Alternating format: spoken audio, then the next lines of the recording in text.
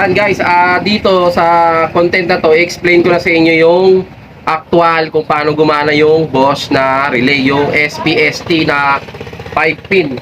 Yan, i-demo ko na sa inyo. Yan, eto na. Gagamitin na ngayon natin yung Bosch na 5-pin SPST sa actual kung talaga ang gagana yung output niya. Yan, eto. Ito ngayon, yung pin ng 30, yung sabi natin single pole, ito yung pinaka-source niya.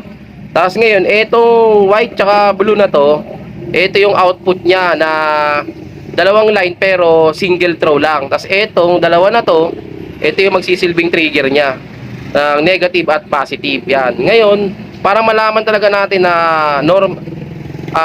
na gagana siya, syempre lalagyan natin ng trigger to. Tapos ito, kinapitan ko siya ng LED.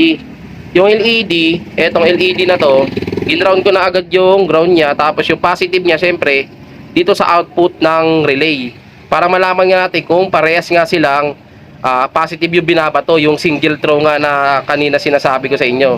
Ayan, i-testing natin, lagyan natin ng trigger. Pag nilagyan natin ng trigger to, dito, at negative tsaka positive sa battery, dapat umilaw to. Ayan, testingin na natin ha. Ito na yung negative, ito yung positive niya. Ito kasi yung sinasabi ko sa coil na nilalagay, yung sa trigger. Ayan, testing natin kung iilaw ha. Ayan, di ba? Umiilaw siya. Ayan, umiilaw siya. Ngayon, sa kabilang linya naman natin siya gamitin. Yung sa isa, dito sa may puti niya, kung same pa rin. Same pa rin ang mangyayari. Iilaw pa rin ba siya?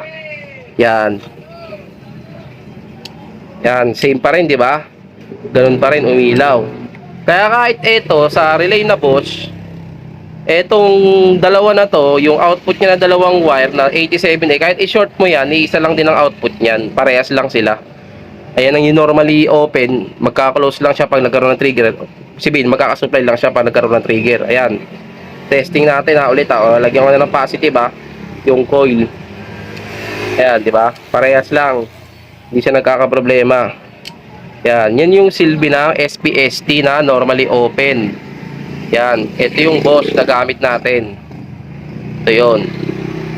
Yan, ito sample lang to na gumagana. Pero kung baka gagamit ka ng busina, yan, dito yung output niyan sa busina. Gagamit ka ng mini driving, dito rin yung output niyan. Parehas lang sila niyan.